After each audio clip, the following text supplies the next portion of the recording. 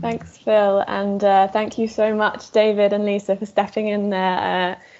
A few technical issues, but I'm hoping that we're going to be okay for the next 10-15 minutes. I'm just going to share my screen now and hope that that will go smoothly.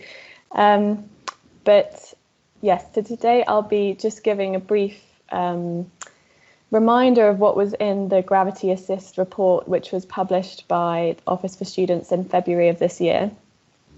And for those of you that haven't seen the report already, I'd recommend having a look, having a read. It is quite long, but we do have summaries, and you can just skip to the recommendations if that's helpful to you. So you don't need to read the full 130 pages. Phil, can I just check, are my slides sharing we now? can see that. Yeah, thank you. Okay, excellent. So, sorry, they're just loading for me, but okay, I've got them now. So in this presentation, I just wanted to give a very brief reminder of what was said in the report, and then just give a quick update as well on why it's sort of still relevant and how it could be used in the context that we're in now. And then lastly, just reflect on what you can do now to try and get this implemented within your organisations or within your departments. And then finally, to update you on what the Office for Students is doing now with this. So this is the main model of the report, which some of you may have seen if you've had a look at the report already. I won't go through all of this in detail now because of time, but I think the main thing to take away here is that the recommendations of the report, which were based around this model, were very focused on engaging students with not just the design of digital teaching and learning, but in every part of this process. So also in decisions about the technology platforms that are used and about how digital access is addressed. So we took a very student-focused approach there. And then the other thing I would say is we're very focused on prioritising access over advanced technology, I guess. So thinking specifically about the context of the pandemic, lots of students were struggling to access learning for various reasons, perhaps bandwidth problems like I've been having today, but also not having perhaps the right hardware or the right software. So our focus really, or the message that we wanted to convey was think about access as a foundational step. Once students have access and that's in place, then start to think about the more advanced technologies, but access should always be number one priority. And that, of course, may require creating learning in different formats so that students can access it. So just to move quickly to why this is still relevant, as all of you know, because you're all here talking about this topic, obviously the past year has been unprecedented, but we know that this will continue to take place in some form. We don't know the exact shape of social distancing restrictions in the next academic year, but clearly lots of this will be taken forward. And so when we were designing this report, we were really careful to make sure that the recommendations and that the framework could be applied regardless of where different higher education providers are on the spectrum or the journey of digital learning. So that could be in-person technology enhanced learning, or it could be fully digital, fully online. And I think the principles are transferable across that whole spectrum. And again, just to reiterate that the purpose of the framework, so the model that we used and the recommendations, the core thing we wanted to convey was how this could be used to make sure that the interests of all students are considered in this journey. So the pace of change over the past year has been really, really rapid, and lots of things have happened and lots of innovation has happened.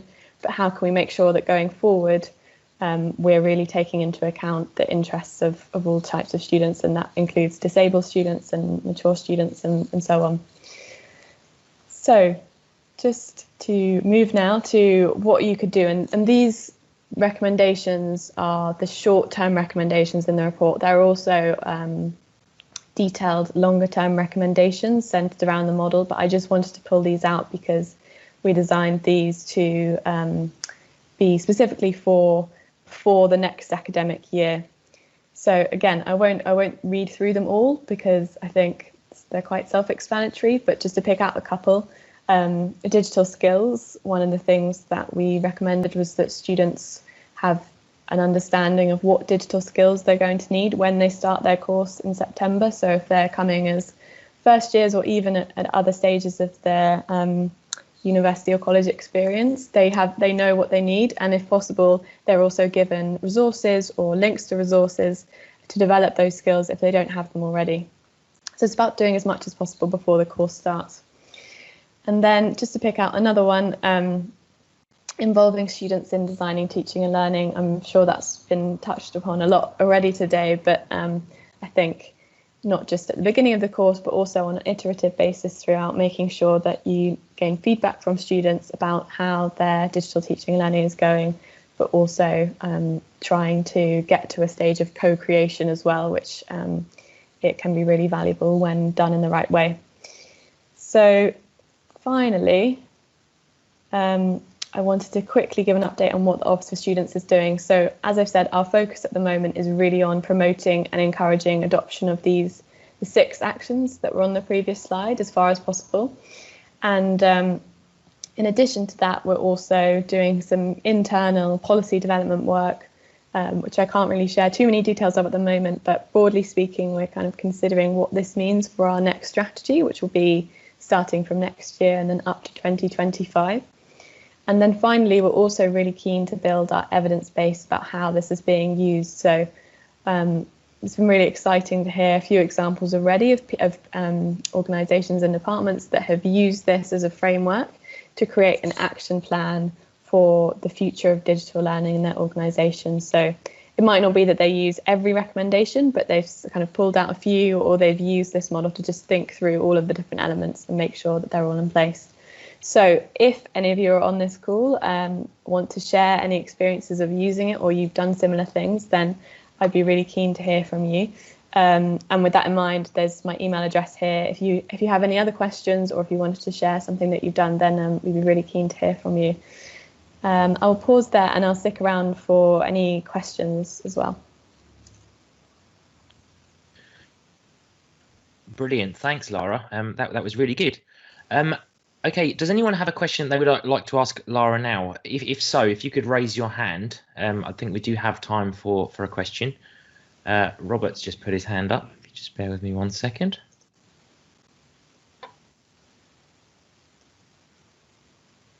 Okay, Robert, you should be able to ask your question. Hi, Lara. So I'm Robert Stewart. I'm the Senior Lecturer in Innovation in Healthcare at the, Senior Lecturer at the Kenton Medway Medical School for Innovation in Healthcare.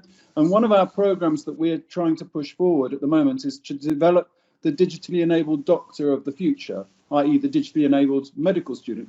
But we're finding it quite difficult to get much input into this, insofar as what has actually been done in terms of assessing students' digital capability and digital literacy. So I was just interested to know, because we're also quite keen to try and see if we can expand that across our 2 universities, the University of Kent and Canterbury Christchurch, to try and see whether there's some synergy that we could bring together on that.